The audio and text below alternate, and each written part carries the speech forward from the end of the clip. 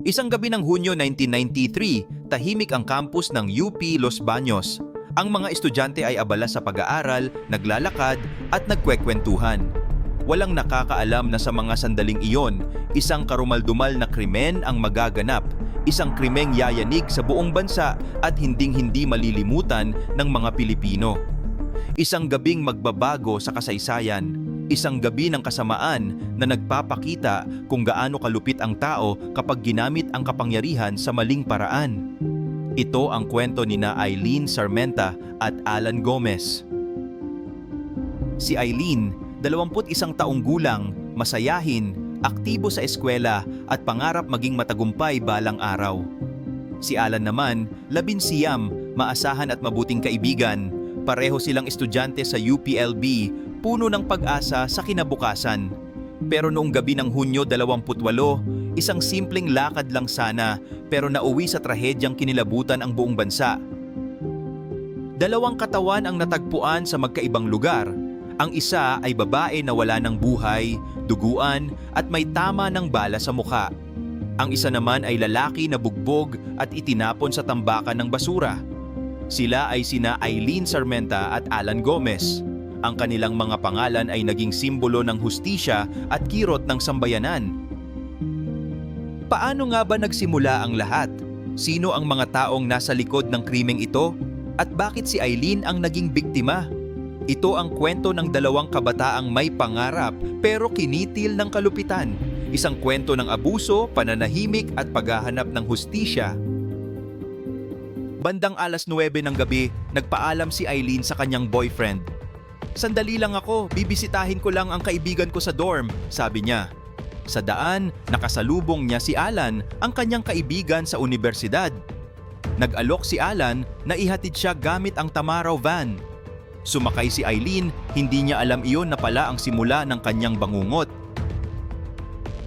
Pagdating nila sa may restaurant sa Los Baños, biglang sumulpot ang ilang lalaking armado. Walang sigawan, walang eksena. Ngunit sa loob ng ilang segundo, sa pilitan nilang isinakay ang dalawa sa likod ng van. Habang umaandar ang sasakyan, kasunod nito ang isang ambulansya, parehong pag-aari ng lokal na pamahalaan ng Kalawan, Laguna. Ayon sa mga ulat, ang direksyon ng biyahe ay papunta sa Erais Farm, ang pribadong lupain ng alkalde noon, Antonio Sanchez. Matagal nang may paghanga si Sanchez kay Eileen at gabing iyon, ayon sa mga testigo, dinala siya roon bilang regalo. Pagdating nila sa farm, agad nilang tinali si Alan at binugbog hanggang mawalan ng malay. Si Eileen naman ay dinala sa loob ng bahay ng alkalde. Narinig ng ilan sa mga kasama ang sinabi ng isa, "Mayor, ito na po ang regalo namin." Sumagot daw si Sanchez, "Maganda siya, pero sino ang kasama niya?" Sagot ng isa, "Kasama lang niya, boss. Dinala namin para walang abala." Si Eileen ay dinala sa silid ng alkalde. Si Alan naman ay naiwan sa labas, walang kalaban-laban sa kamay ng mga dumukot. Itinali siya, tinakpan ang mata at bibig. Habang nagmamakaawa, sinuntok siya sa sikmura gamit ang Armalite. Bumagsak siya sa lupa at halos mawalan ng buhay. 1:00 ng madaling araw, Hunyo 29.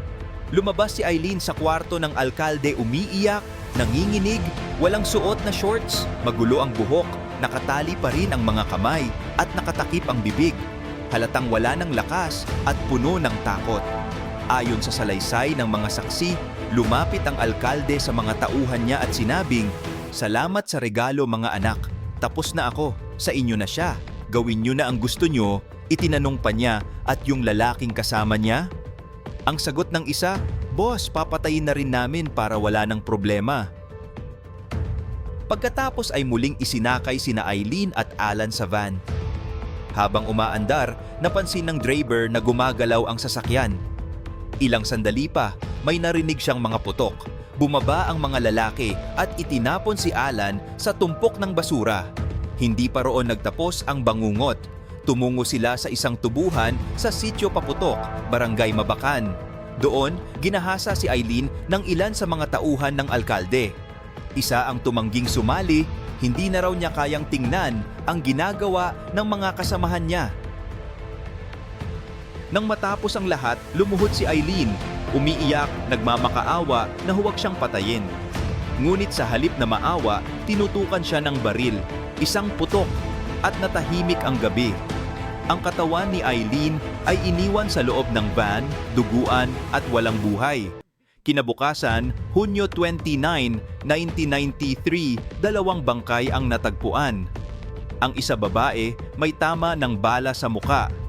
Ang isa lalaki, bugbog at itinapon sa tambakan ng basura. Sila ay sina Eileen Sarmenta at Alan Gomez. Nagkagulo ang mga tauhang sangkot sa krimen. Lahat sila ay mga empleyado ni Mayor Antonio Sanchez. Isa sa kanila ay si George Medialdea, ang Deputy Chief of Police ng Calauan. Siya raw ang nag-alok kay Eileen bilang regalo sa alkalde, kasama sa grupo sina Vicencio Malabanan, Zoilo Ama, at magkapatid na Luis at Rogelio Corcolon na mga bodyguard ng alkalde. Kasama rin sina Baldwin Bryon, pamangkin ng alkalde, Pepito Kawit na houseboy, at si Aurelio Centeno, ang driver ng ambulansya. Gumawa si Medialdea ng palabas na peking police operation. Dinala niya ang ilang tauhan sa lugar kung saan itinapon ang katawan ni Alan at nagkunwari silang natagpuan lang ang bangkay. Inutusan niya si Centeno na pumunta sa munisipyo para i-report ang nadiskubreng patay. Pagdating nila roon, dumating naman si Rogelio Corcolon upang sabihin na may isa pang bangkay ng babae sa loob ng van sa ibang barangay. Dinala nila ang van sa UP Los Baños Police Station kung saan nakumpirma ng mga estudyante na si Eileen nga ang biktima. Mabilis kumalat ang balita. Ang tahimik na bayan ng Calauan ay biglang binaha ng media, mga investigador at galit ng sambayanan. Sa simula ng investigasyon, tinangka ng mga tauhan ni Sanchez na ilihis ang kaso. May mga sinisi silang ibang estudyante, sinabing may love triangle. Pero nang suriin ng mga autoridad, hindi nagtagpo ang mga pahayag. Unti-unting lumipat ang atensyon kay Mayor Sanchez at sa kanyang mga tauhan. Lumabas ang mga ebidensya at testimonya na nagtuturo sa kanila. May mga bala ng Armalite na nakuha sa lugar kung saan pinatay si Alan at tumugma ito sa baril ng bodyguard ni Sanchez. May natagpo ang puting shorts ni Eileen sa farm ng alkalde at nang suriin, tugma ito sa hibla ng tela na punit mula sa kanyang damit noong gabing iyon. Pati ang van na ginamit nilinis agad sa loob ng munisipyo na para bang may gustong magtago ng ebidensya. Sa mga sumunod na linggo, lumitaw ang mga testigo. Isa sa kanila, si Aurelio Centeno, ang driver ng ambulansya. Inamin niya ang lahat kung paano nila kinuha si Eileen at Alan, kung paano nila dinala sa farm at kung paanong ang mayor mismo ang may utos sa lahat ng nangyari. Agosto 13, 1993, inaresto si Mayor Antonio Sanchez.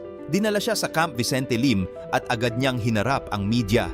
Sa harap ng media, nakita niya sina Aurelio Centeno, ang driver ng ambulansya, at si Vicencio Malabanan na isa sa mga security aide na kapwa naging mga state witness rin laban sa kanya.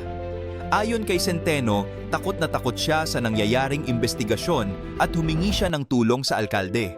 Sinabi raw ng mayor sa kanya na manahimik na lang siya o mas mabuting magtago.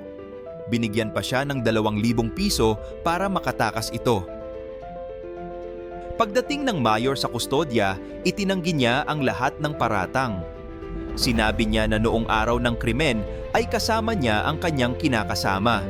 Pati ang iba pang mga akusado na sina Medialdea, Kawit, Bryon, Ama at ang magkapatid na Luis at Rogelio Corcolon ay nagbigay ng kanya-kanyang alibay at itinanggi rin ang pagkakasangkot nila. Pagsapit ng Setyembre 29, 1993, nagsimula ang paglilitis sa ilalim ni Judge Harriet Demetriou. Umabot ng 16 na buwan ang kaso. Sa huli, napatunayan rin silang guilty beyond reasonable doubt sa 7 kaso ng rape with homicide bawat isa. Ang hatol sa kanila ay 7 habang buhay na pagkakakulong para sa bawat akusado. Nagbunyi ang sambayanan. Para sa marami, iyon na ang hustisya. Para sa pamilya ni na Eileen at Alan, iyon ang simula ng tahimik na paghilom. Maraming nag-akala na iyon na ang katapusan ng kwento. na magbabayad na sila sa kanilang ginawa. Ngunit paglipas ng mga taon, lumabas ang balita na tila namumuhay pa rin ng marangya si Mayor Sanchez sa loob ng kulungan. Ayon sa mga ulat ng Senado noong 2020, may aircon, may flat screen TV at nakakapasok pa ang mga bawal na gamit sa selda niya. Hindi siya nakasuot ng uniforme ng bilanggo, parang rest house, hindi kulungan. At noong 2019, kumalat ang balitang maaari siyang mapalaya dahil sa Good Conduct Time Allowance Law. Ito ay batas na nagpapababa ng sentensya ng preso kung may ipinakita silang mabuting asal sa loob ng kulungan.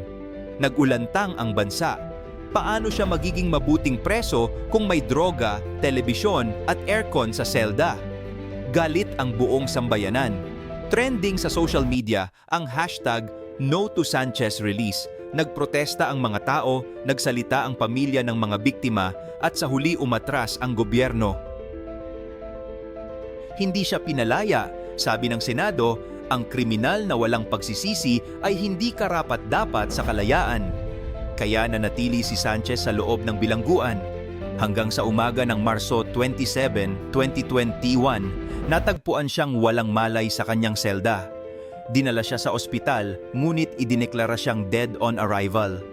Ayon sa mga ulat, nagkaroon siya ng komplikasyon sa sakit at iba naman ang nagsasabing tinamaan siya ng COVID.